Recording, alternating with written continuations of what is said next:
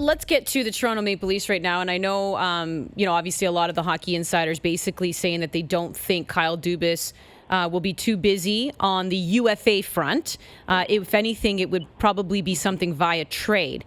And if you're Dubas then and you're looking to acquire a defenseman, and obviously it sounds like you have to get a little creative here, because I know you also tweeted out yesterday, if you were to look at right shot defensemen who are available, they're not exactly cheap, right? Like the whole point is to try and get somebody who's good, but isn't creating, a similar cap problem, right, that you kind of are already in. So who are you looking at? I think you had mentioned Colin Miller, right?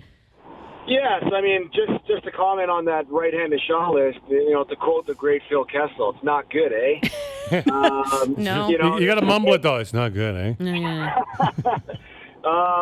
It provides a challenge. I mean, unless you're willing to spend Tyler Myers' money, which I don't think the Maple Leafs can afford, you've sort of got to hit the bargain barrel there and hope somebody, if you do like anybody on that list, ends up being a diamond in the rough. But to me, I think the Maple Leafs' best option is they have to explore the trade route. I mean, I looked this morning and I saw Vegas. They're in cap trouble right now. I think they're like $6 or $7 million over the cap, and they've got to make some moves. And they've got a nice right-handed defenseman on their blue line who I've heard rumblings that they've been in talks with people in Colin Miller, and he comes at a $3.6 million cap hit for the next 2 years.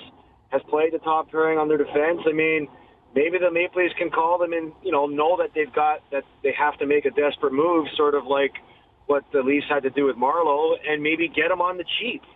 I don't think Miller's going to be cheap, though. That's the problem. There's going to be a big market, don't you think, Carlo, for Colin Miller at that salary, a right shot?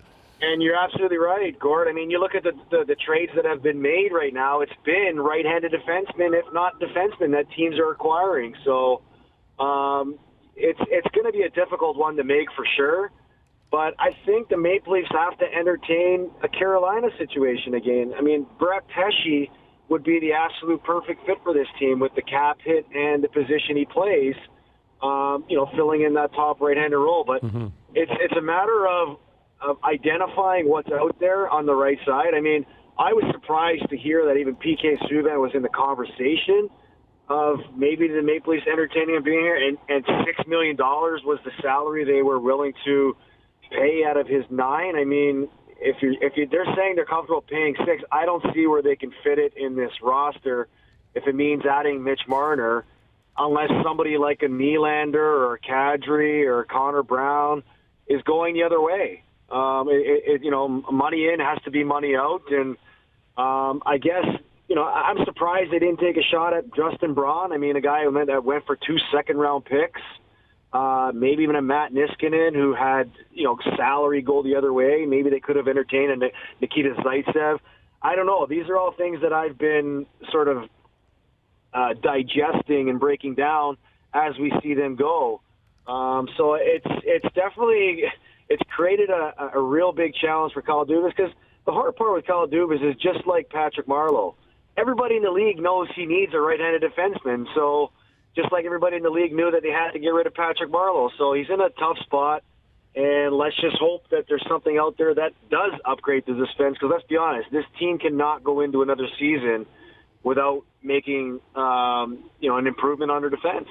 Yeah, I know we're in this market as we continue to chat with Carlo Colaiacovo, co-host on First Up here now on Leafs Lunch. And I know we keep saying, like, people know the situation that the Leafs are in, but we also keep saying that other teams are in cap trouble too. Other teams are looking for certain types of players too. Like, it's all around the league, right? Like, it's not like the Leafs are the only ones in this particular situation.